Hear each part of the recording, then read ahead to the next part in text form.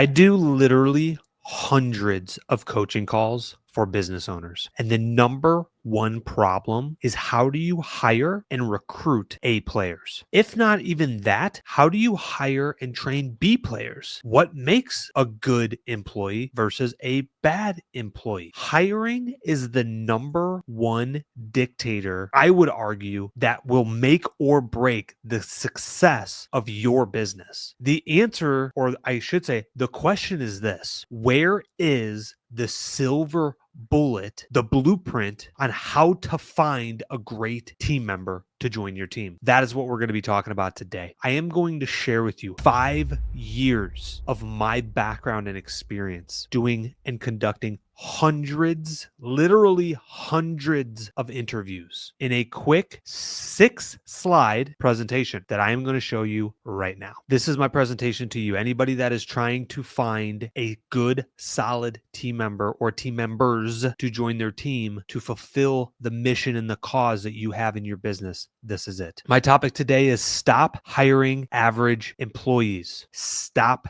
doing it. Stop it. Get some help. This is my hiring guide. The best employees are 400% more productive than average employees. 400. That means they do 4 times the amount of work than the average person on your team. That is a very, very interesting statistic. Here's the reality of it. Average employees kill your business. Why? And how? They do just enough to not get fired. They call off and are tardy once in a while, once a week, once every other week. They always need to be told what to do, and they always need to be given direction. They need the checklist. Do this, then this, then this, then this, then this. Newsflash: the best employees, you give them the end goal and they figure it out. They figure out how to get to the finish line without you holding their hand the entire time. Or worse, micromanaging them. The reality is we spend, as business owners, 80% of our time managing these average employees, when instead we should be giving our time and energy to our top producers who are going to literally run our businesses one day. So why are we getting caught up with the 80% of the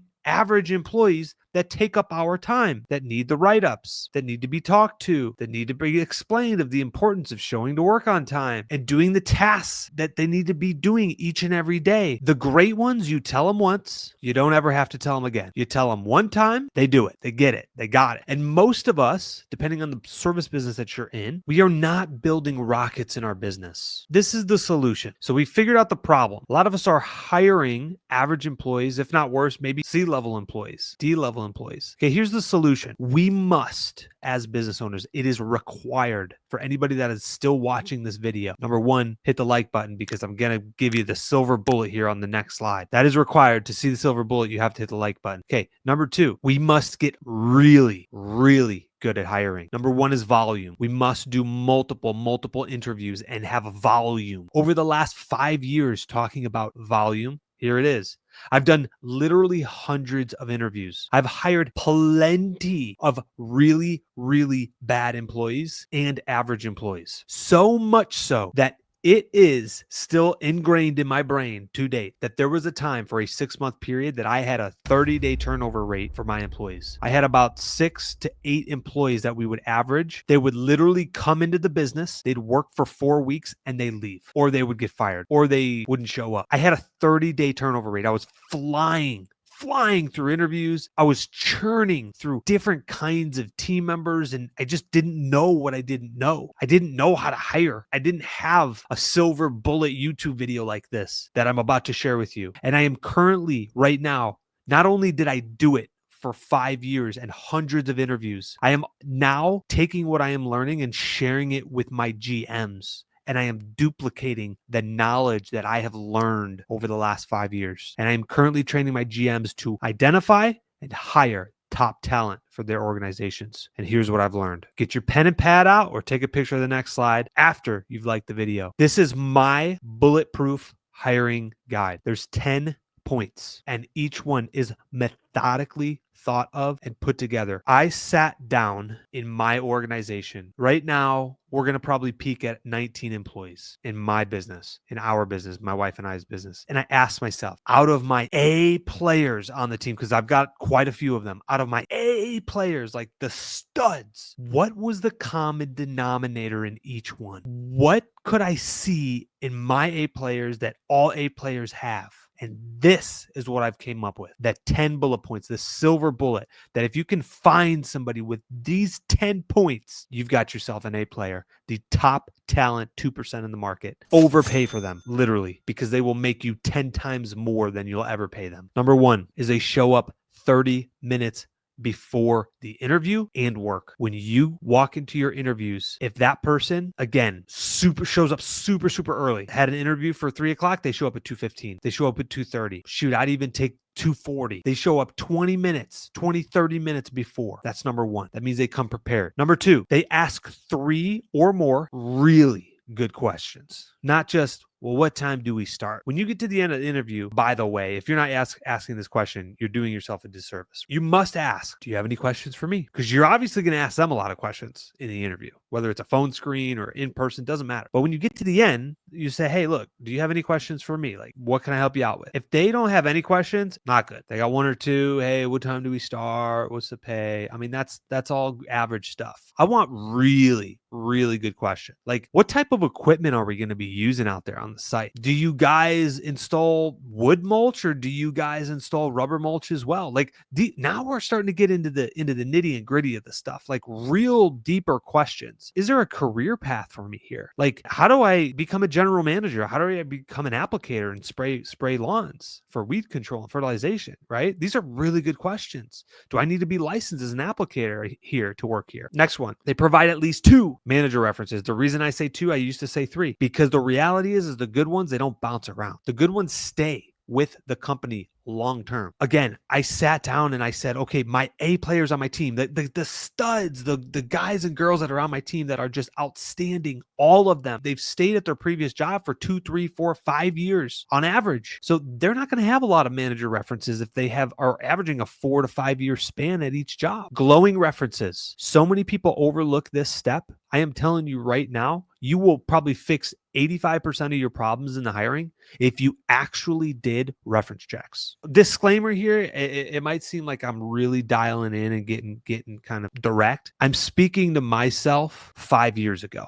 I am talking to the person that needs to hear this and give tactical, real direction of what I needed 5 years ago to not go through the pain and suffering that I did for so long on hiring bad team members and not good culture fit team members. Glowing references. When you call them, again, it's a chess game. I've had my GMs call and they're like, hey, I'm calling about John Smith. Give me a call back. Click. Well, guess what? I don't have that person's reaction of when I tell him I'm calling to him about John Smith, and I can hear the tone in his voice, how he reacts when I say that person's name, because a glowing reference will be like, oh my goodness, John Smith, how is he doing? Oh man, we miss him so much. He was outside. That is a glowing reference. If I say John Smith, yeah, I'm calling about John Smith. Oh, John Smith. What about him? That is not a good glowing reference, all right? Long previous job tenure. That's pretty self-explanatory. Especially in the lawn care industry, ideally, I'm looking for 12 months or longer.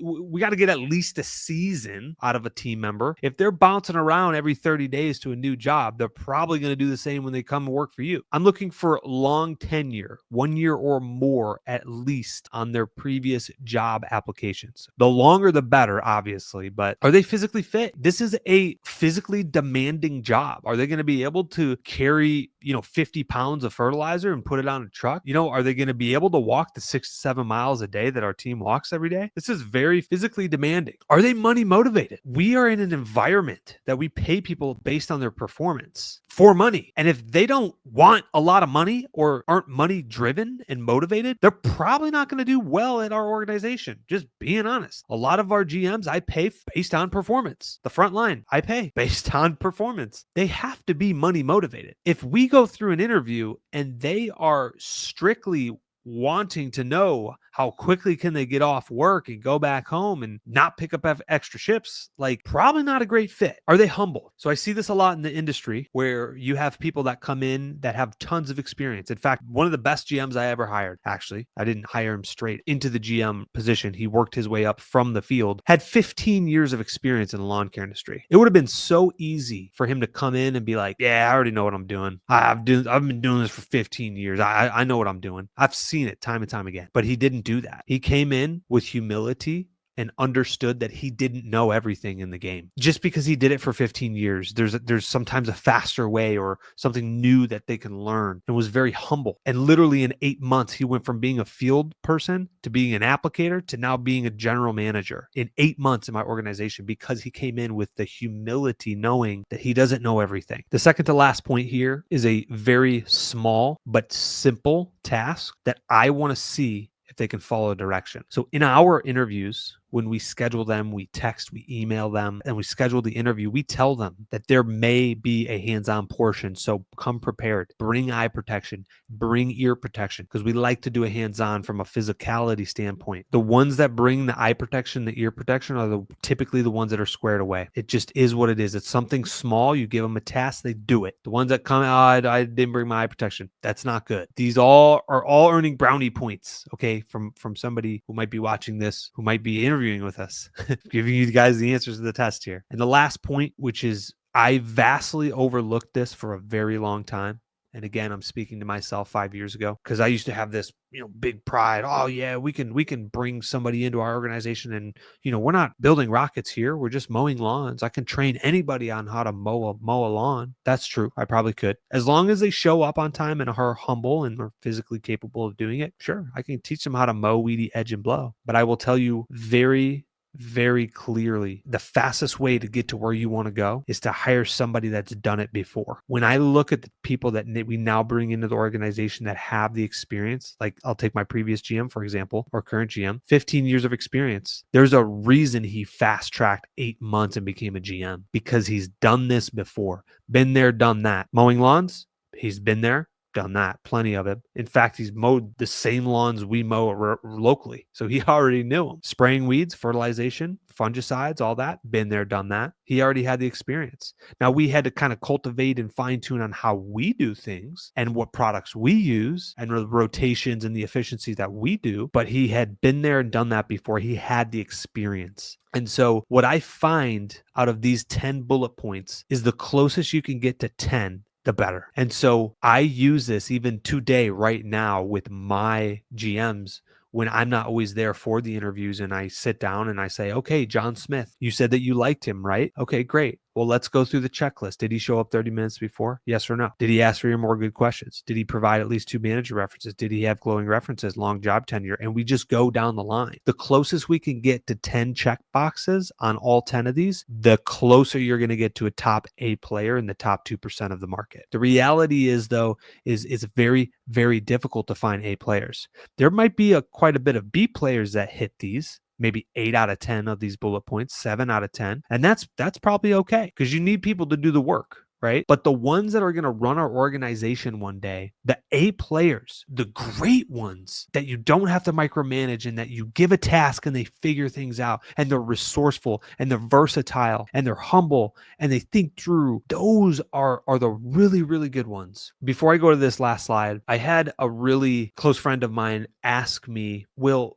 how do you know, and how long does it take to find an A player? It was a really good question that he asked, because this is what I told him. I said, look, we don't always know if we hired an A player. It's really hard to tell right when you hire them if they are or are not an A player. But I will tell you is typically within about 30 days, you can tell. And it really is the little things. I can't stress that enough. It's the small things. It's you tell them one time and they do it all the time, locking the equipment, cleaning up after themselves, actually paying attention through orientation. And like, I'll give you a really simple one. And this seems so kind of wild because you're like, well, how does that make him an A player? But so in our orientation, our uniform is, hey, shirt tucked in, belt, tan pants. The guys that are actually tucking their shirts in are typically your A players. The guys that are taking the trash out at the end of the day when they literally were never told to are your A players. The guys that you tell them to lock up their equipment at the end of the day that literally never forget to lock the equipment are your A players. Those little things. And so the little things matter when you put on your hiring documentation to bring eye protection and ear protection for the interview, and they bring it. It's those little things that all add up. I wanted to wrap it up with this last slide here. For anybody that is out there, it only takes one great employee. And I can still remember back when I was going through the struggle of the 30-day turnover. It was like so painful for me, and it was so frustrating and stressful. But then TJ came. TJ used to play on the Seattle Seahawks. He made it all the way to the NFL, and he showed me the type of work ethic that is like no other. And I still remember his interview. And Larissa, when we talk about it, even still today. And in the interview, when we were interviewing him on the hands-on portion, he looked us in the eye and he said, nobody will work harder than me. And in my mind, I'm like, okay, I've heard this before, right? I've heard this before from team. Oh, I want to work overtime. I want to work Saturdays. I'm going to work hard.